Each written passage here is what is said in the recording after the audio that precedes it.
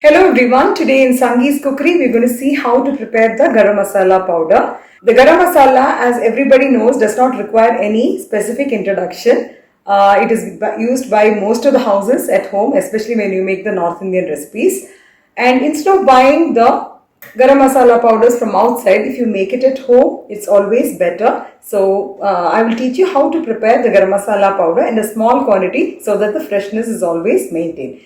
5 tablespoons of coriander seeds or the dhania, 5 3-inch long cinnamon sticks, 1 tablespoon of fennel seeds or the saunf, 5 tablespoons of jeera, 5 to 6 star anise, it will be in the shape of a star, 1 teaspoon clove or the lavang, 1 tablespoon or 3 to 4 mace or the javitri, 1 to 1.5 inch size dry ginger, 5 bay leaves, 2 tablespoons of the black pepper, 1 tablespoon of the shahi jeera, 3 teaspoons of the choti ilaichi or the green cardamom, which is approximately around 15 to 20 numbers, 7 to 8 badi ilaichi or the big cardamom. This is called as a long pepper, or in Tamil it's called as a tippali. This is around 10 grams, and 1 nutmeg.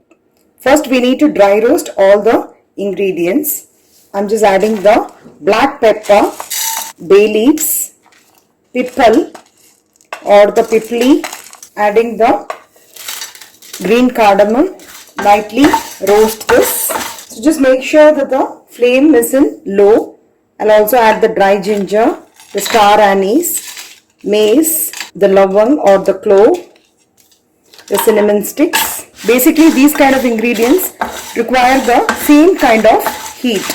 So I'm just roasting it. Later I will be dry frying the dhania, jeera and the saunf.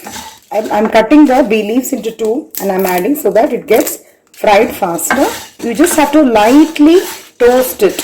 Just make sure that there is no smoke or anything. Then it will actually change the aroma of the garam masala. What I've done is I have crushed the nutmeg and the badi ilaichi using a chisel, or you can just coarsely grind in the mixer and add it. The dry ginger also can be broken or it can be cut into small pieces. So it's been about a minute.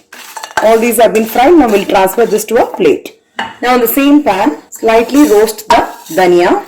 Just lightly roast it for a minute. Now we'll transfer this to a plate before we add the jeera. Now we'll be adding the jeera. It is about 30 seconds. We are dry roasting the jeera.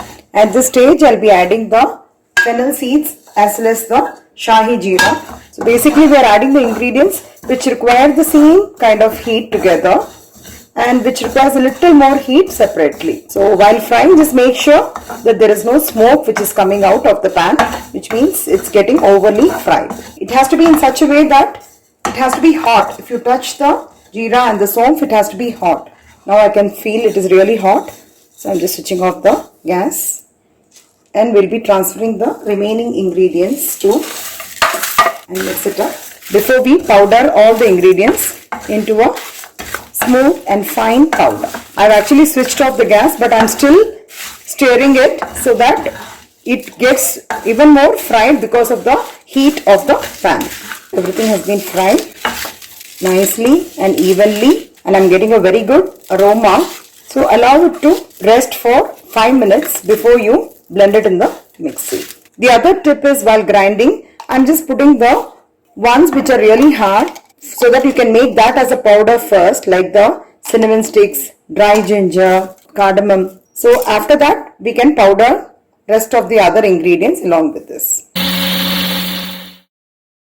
This is my version of preparing the garam masala powder. I've actually sieved the powder. Sediments which you have got here, we can actually grind it one more time and also sieve it and get a fine powder like this. And this can be stored in an airtight container. And usually I like to prepare in small batches of garam masala so that the flavor is always maintained. So I would request you all to try out this recipe and do not forget to subscribe to my channel and also click on the bell icon for further interesting recipes. Have a wonderful day.